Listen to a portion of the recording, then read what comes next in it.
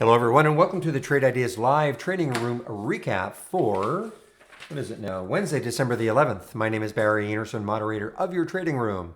Any questions you may have for me, you can use this email address. This is a link to get into our free room, 100% free. You don't have to be a member of Trade Ideas to be in our trading room. You do not have to be a member. The room is open between 9 and 3 every day, Eastern time, of course, and that's when I share my screen, and I'm live on the mic all day. And in the email you're getting, you will see a promo code for 15% off either the first month or the entire year of a Trade Idea subscription. Well, another another great day. I mean, between my watch list and Holly Neo, we've got a lot of things covered. So now, interestingly, if you were in the room, if you've been in the room the last little while, or you've been just watching this video, you know that since Friday I have been auto trading the entries of my watch list. Okay, but I haven't, and only on the watch list up. I haven't been doing it on the watch list down, but, and I'm going to start doing that tomorrow also.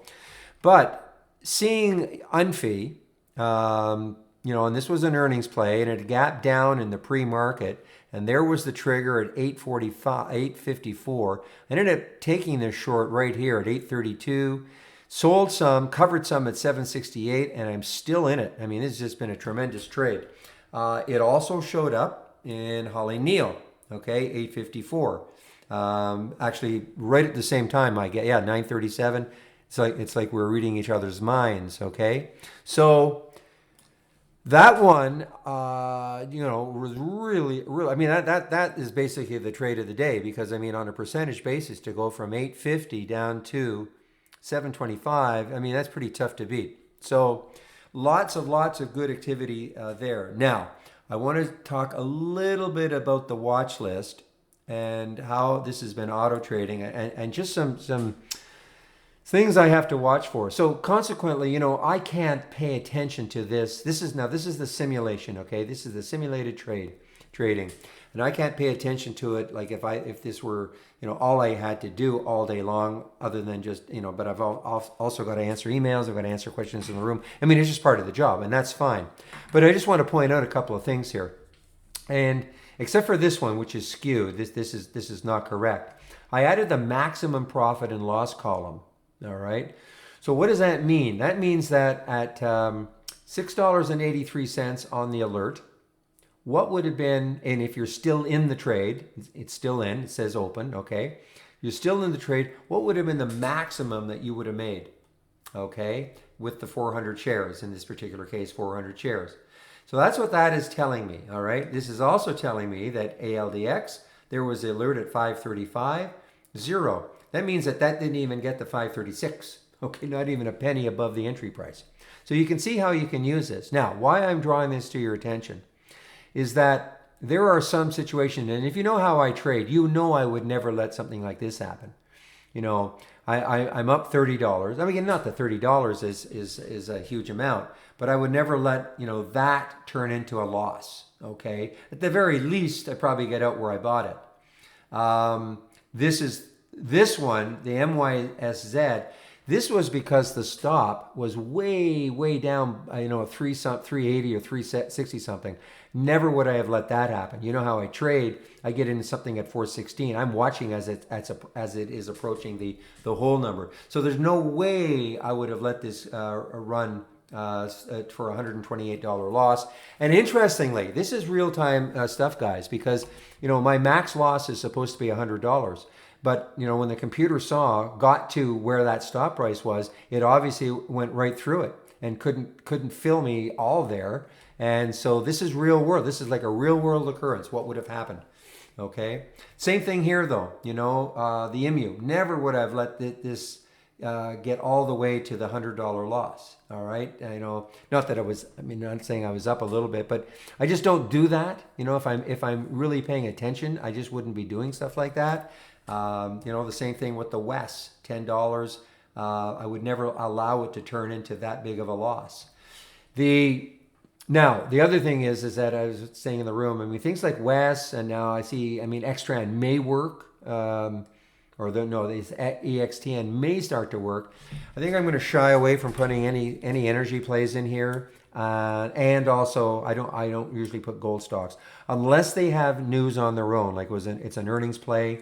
But I just find they're just too tied into the sector, and the sector moves up and down. They rarely trade on their own. So I'll probably get rid of that. But it's a very interesting exercise that I'm going through. To manage these trades. This is all on the auto entry, okay, and I'm managing the exits on my own. So the other thing I'm doing, and one of the really good traders in our room, he took my Monday watch list, and what he did was he said, okay, what would happen if you got in 5 minutes after the market opened, and you held everything to the end, okay? And I think there were 16 trades, and he committed only $1,000 to each trade, not $1,000 risk, but $1,000 total, value of the trade. And it was very interesting because after 5 minutes, you would have made about $750. If you waited 10 minutes, you would have made about the same, $750. But if you waited 15 minutes, you would have made about $680. Now you might say, well, then obviously do 5.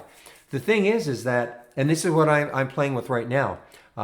Today, and it hurt me because today though is a day in which I delayed it for 10 minutes instead of the 5. Now, unfortunately, the CEI, would have triggered at about $2.05, and it hit something like 280. So, that would have been a really good one had I taken it right at 5 minutes. But what I'm trying to do is, I don't like trading in the first 15 minutes. I really like to see things settle down a little bit. So yes, you miss the early morning runners, the ones that just keep going and going and going. But how many times have you seen a stock that whips up and whips right back down? So, and when you're trying to establish profits and all, that can just destroy something, because, I'm obviously trying to see, okay, what time period would be best to maybe get into trades and hold them for a little bit longer. So anyway, this is the experiment I'm going through. I will have at the end of the day, I'll be taking these trades and saying, okay, if I had held them all right to the end, what would have happened? Based on the shares I bought and all. But it's a great exercise, and this is actually very, very exciting for me. I haven't done this. I only started doing this on Friday with my watch list, the actual auto trading on the entries. But when I see this, I know that I would have managed these ones a lot better. No way would I have let them turn into the losses that have happened, especially this one. There's just no way in the world that would have happened. But anyway, if you want to do what I'm doing, you have to go to New, Channel Bar, My Windows. All right. So when you do that, and that's a layout, remember. So don't click on that unless if you have a layout already on your screen. Make sure you save your layout to the cloud, and then what you do is you will have these 3 windows. Well, I'll just show you the 2 windows. You'll have these 2 windows and another one, but these are the 2 important ones. And then you just right-click, save. Okay, so you've saved it to the cloud. Save them both to the cloud. And then, wait a second here. If you wanted to auto-trade them, then you go to the Strategies tab. Okay, and then you would right-click, Load from Cloud. Okay, and here they are. Here, I'm not going to do it again. You'd highlight it, load it. Okay, that's why these are in here. Now, the next step is, and I can't tell you what to do because it's up to you. But this is what I do. You have to right-click and edit the trading strategy. And it's a long. This is the name of it, and the entry time. See how I've delayed it to 9:40, and I don't care about the exit. I put 30 symbols. There's no way that we'll get 30 alerts, but I just put 30 there. Order details. I'm risking $100 a trade. This is a drop down. You don't have to. You can go fixed dollars or fixed shares. I'm basing it on the stop loss, $100. The offset. So that minus 10 cents, what that means is that if I had an alert at $10, but sometimes you can't get it right at $10. Maybe it's 10.02 or 10.04 or 10.06. How far outside of that alert price are you willing to go? So in this case, I've put a 10-cent offset. Risk management, this is a drop down. I use the filter, and this is a big drop down, and I find the smart stop somewhere. It's all alphabetical. The smart stop, and I don't fill anything else out. I don't have a hold time, okay? Now, why I use the smart stop is because when you do that, let me show you one. Just give me a second here. I just got to move this off.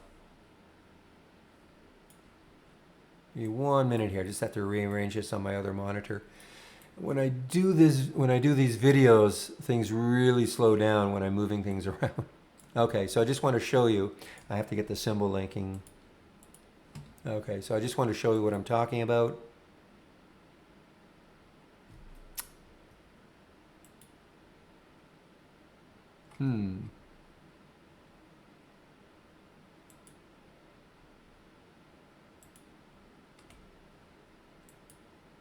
There we go. Okay. So the reason I do that is that, you see, when you put a stop loss in like that, then it'll appear right on the chart. Okay. The reason it didn't show in the other ones is that those stocks were already taken out. But so the stop loss will appear right on the chart. Now you don't have to obey this stop loss, but it is automatically put. But you can move it up and down. You can adjust your stop wherever you want. Okay. So let's just say, for argument's sake, I'm in at 683, 677. Let's say it starts to really work. It's 720. Maybe I take some off and I can start to move my stop up. I can start moving my stop up as it's kind of like a trailing stop, and I'm doing it right on the chart. And I can base it on, what I see on the chart.